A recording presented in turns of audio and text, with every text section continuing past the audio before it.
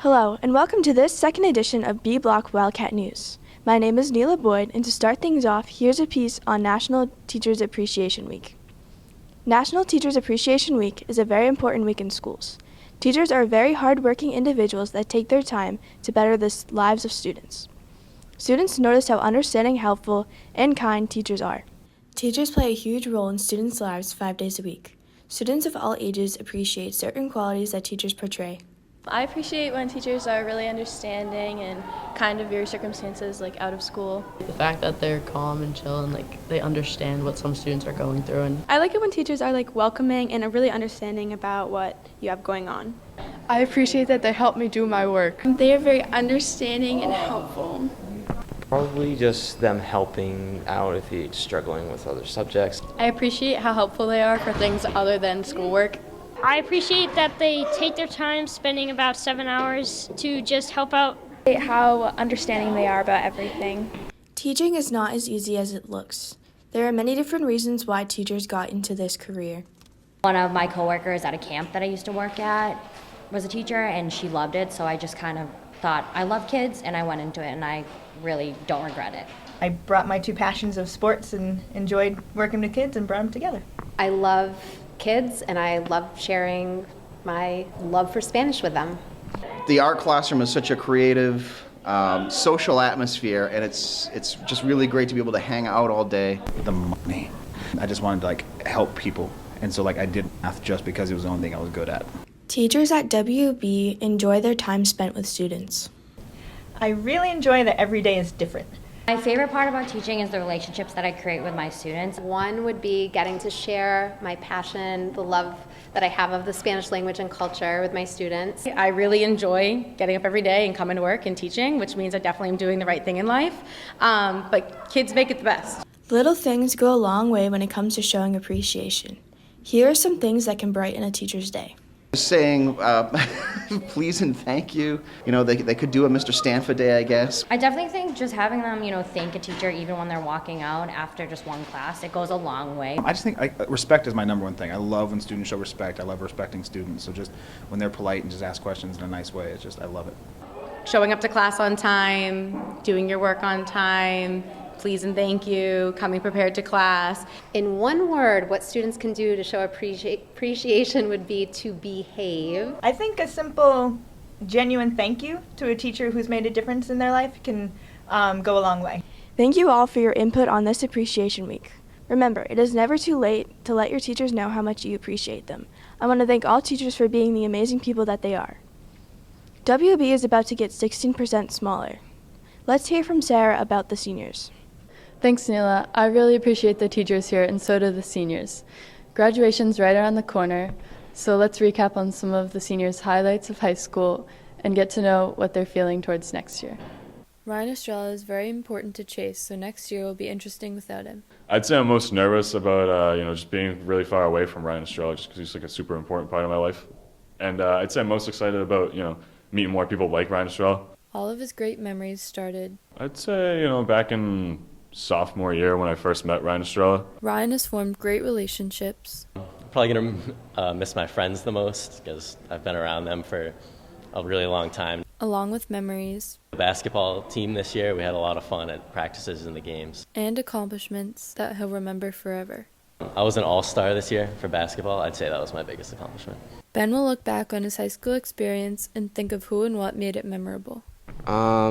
Probably either playing on the golf team or just being with my friends every day. Joey has lots of things that are memorable, but his favorites are probably beating JMO junior year in a 1v1 game of basketball. If you ever want to listen to a good song, you can always count on him. My biggest accomplishment is being elected as best music taste for our senior electives. Moving from West Bridgewater to Boston is definitely going to be different and exciting for Tommy. Being in a city is been in a pretty suburban environment my whole life, but I'm definitely excited about seeing new people, meeting new people, especially from different cities. Something he will never forget is definitely probably the mariachi band in high school. That was awesome. And he'll always be proud of qualifying for finals, state finals in golf. Zach is going to college pretty far away next year. I'm probably most nervous and excited about going to Georgia because totally new location, but then maybe I'll get homesick. Something he'll always look back and smile about is Definitely me and Joey killing Leave the Door Open at Mr. WB. he's very smart, so he accomplished big things like, Getting into Georgia Tech or being a valedictorian. even though everyone knows Natalie would do great things, she is still I'm most nervous about making friends in college, and I'm most excited about going to college. she'll always remember Prom was really fun, so prom. and Escorting Mr. WB last week. all of these seniors have left a lasting impact on not only each other, but the teachers as well. They're always being silly, and I'm really going to miss, some of the conversations that we've had. They were fun. Like, it's been knowing them since 7th grade and then coming up and seeing them all grown up. I'm so excited to see all the great things these seniors are going to do with their lives, and I can't wait to watch them graduate on May 27th. Now let's go to Casey to talk about if students should be required to take classes they aren't interested in. Thanks, Sarah. Hope the seniors are successful with all of their plans. There's a lot of required classes here at WB, like health and gym. Let's see what some students and teachers think about this. Many students think that core classes should not be required. Let's get the teachers' opinions on this matter. I would tell those students they're wrong. Core classes are very important. For starters, you never know what you might find interesting. Maybe you take a math class one day and you do become interested in that subject and you want to explore it further. Well, I think they should be required because to be a well-rounded citizen when you graduate from high school, whether you're going on to college or you're going into the trades, you need to have skills that will help you think critically. Well, I think that the courses that they require students to take before they graduate, like math, science, history, they're all designed to help prepare students for their future. It's tough because we want to make sure that we're giving an all-around education. Some kids don't realize what they want to do, and so making them think about some things like that, I think, is a really important thing to do as a school.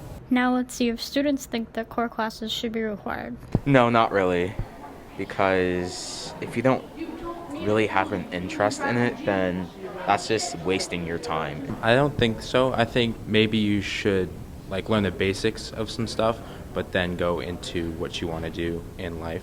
If you don't like the class, I don't think it should be required, especially if it's not going to help you in your future. I don't think that because I feel like if you have an interest that you should stick with what you're interested in and not waste your time on classes that you don't have an interest in. Most students have at least one class they think should not be required. Gym. I'm pretty fat and I don't like it. 20th century film. A lot of the sciences, I think, if you really want to go into it, you should have the choice to go into the class. English class, because yes, it's important to have good grammar and good English, but I feel like at this point in time we don't need as much of the English class as we do other things. A lot of teachers believe their subject is important and should be required. Learning a world language other than English, it's one of the most useful life skills that a person can have. And sometimes people are like, why do I have to do this now? And they don't realize why it's important until later on in life. Here's a good way to think about it. In high school, your job is not really to predict your future, not to really predict what you're going to do for an occupation. As a high school student, your job is to expose yourself to as many things as possible. So core classes are giving you an opportunity to do that. Wow, that argument could go on forever. Now on to Vinny with a highlight on the school choice system. Enough about teachers. Now let's take a look at the hardworking school choice students at West Bridgewater. I think it's been great. Back, I forget the year we started it, quite honestly, but class sizes were, I think, about 70 to 80 students.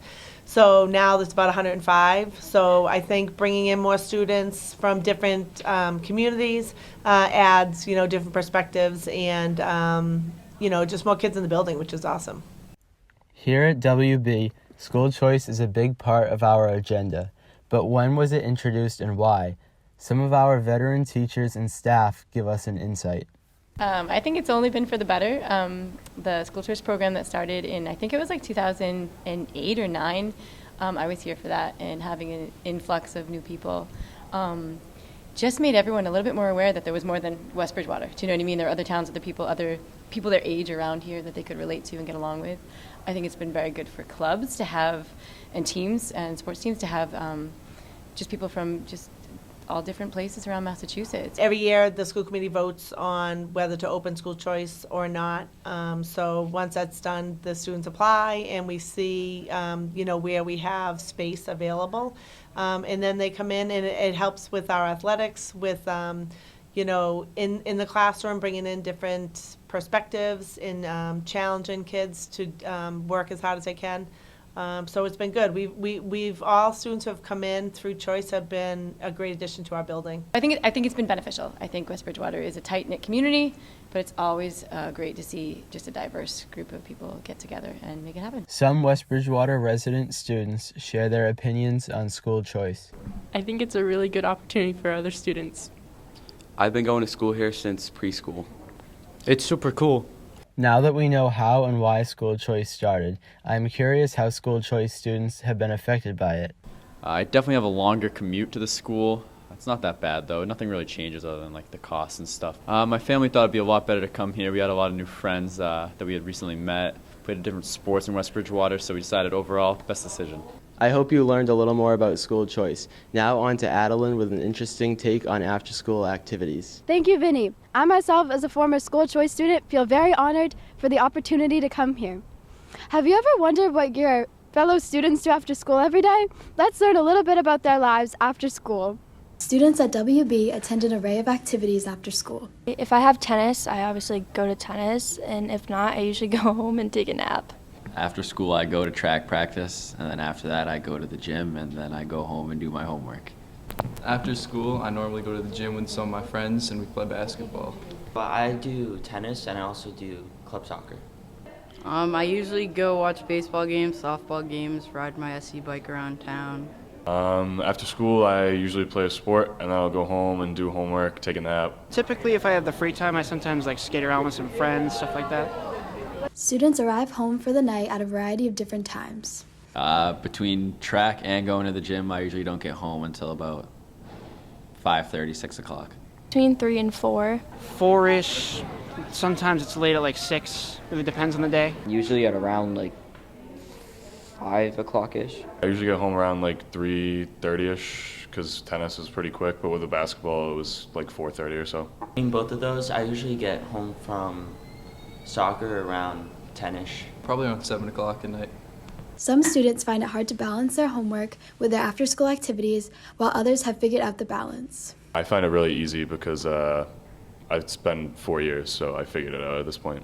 You have to keep your grades up to be able to stay on the team, and if you don't, you get kicked off. So I feel it's kind of stressful. No, because I do everything I missed at school at the library, and then I can just go right to softball. Sometimes, where the class is building up, it gets a bit difficult, but not all the time. So I hope everyone enjoys their after-school activities for the remainder of the year. This wraps up the B Block edition of Wildcat News. See you for our next episode in June. Have a good day.